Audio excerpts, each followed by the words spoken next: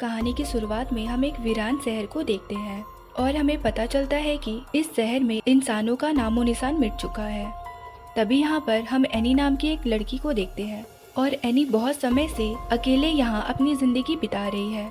वो हर जगह घूमती है और जहाँ भी उसे खाना मिलता है वो उसे ले लेती है। एनी के साथ एक डॉग होता है। एनी की जिंदगी ऐसे ही अकेले बीत रही होती है। एक दिन जब वो अपने डॉग के साथ जंगल में जा रही थी तभी वो देखती है कि वहाँ एक आदमी है जिसका नाम जॉन है और वो एक न्यूक्लियर इंजीनियर था जो कि अपने रेडियो एक्टिव सूट की वजह से बच गया था। जॉन बाहर निकलता है तो वो खुली हवा में सांस लेकर बहुत खुश होता है क्योंकि वो मशीन के अंदर काफी दिनों से बंद था और अब जॉन जंगल के अंदर चला जाता है। एनी ने काफी सालों बाद किसी इंसान को देखा था इसलिए वो जॉन के पीछे पीछे चली जाती है।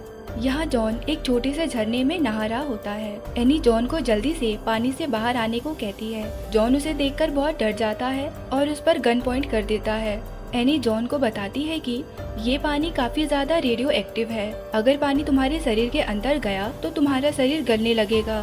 जॉन घबराकर पानी से बाहर आ जाता है। बाहर निकलने के बाद ही जॉन उल्टी करने लगता है क्योंकि उसने रेडियो एक्टिव पानी से नहा लिया था। एनी उसे अपने घर ले आती है तो उनकी बॉडी में स्टेबलाइजर डाल देती है जिससे वो कुछ दिनों में ही ठीक हो जाएगा। वो जॉन की अच्छी तरह देखभाल करने लगती है और कुछ दिनों बाद जॉन को होश आ जाता है।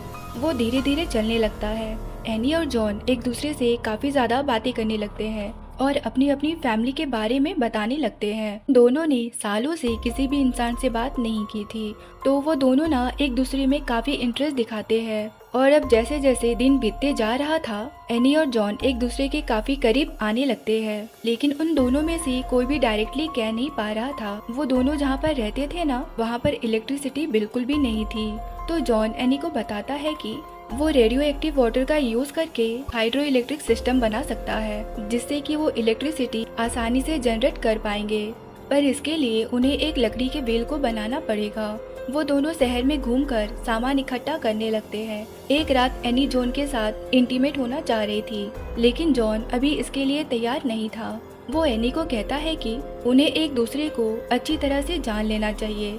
अगले दिन एनी को जंगल में एक और लड़का दिखता है जिसका नाम माइक है।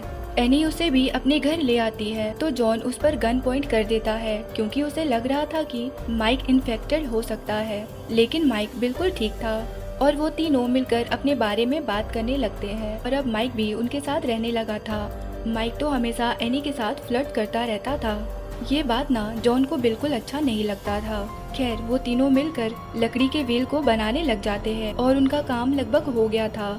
एक रात जॉन ने काफी ज्यादा पी ली थी। वो एनी के पास जाता है तो एनी उसके साथ इंटीमेट होना चाहती थी पर जॉन बहुत थक गया था इसलिए वो सो जाता है। तो एनी गुस्से से माइक के पास चली जाती है और वो दोनों फिजिकली इंटीमेट होने लगते हैं। अगले दिन एनी को अच्छा नहीं लग रहा था क्योंकि उसने माइक के साथ पूरी रात गुजारी थी और वो समझ नहीं पा रही थी कि वो माइक से प्यार करती है या जॉन से।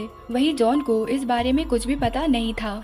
माइक खुद ही उसके पास जाता है और उसे उसके एनी के साथ रिलेशनशिप के बारे में बताने लगता है कि वो कैसे एनी के इतने पास आ गया और अब वो एनी से प्यार भी करने लगा है। जॉन जब ये बात सुनता है तो वो काफी ज्यादा गुस्सा हो जाता है लेकिन वो अपना गुस्सा जाहिर नहीं करता। उन लोगों ने मिलकर लकड़ी का व्हील बना लिया था जिसका यूज करके वो पानी को उसके अंदर लेने लगते हैं और जब माइक सेफ सूट पहनकर खाई के नीचे उतरने लगता है तो जॉन उसकी रस्सी को छोड़ देता है जिससे माइक की नीचे गिरकर मौत हो जाती है। जॉन अकेले घर आ जाता है।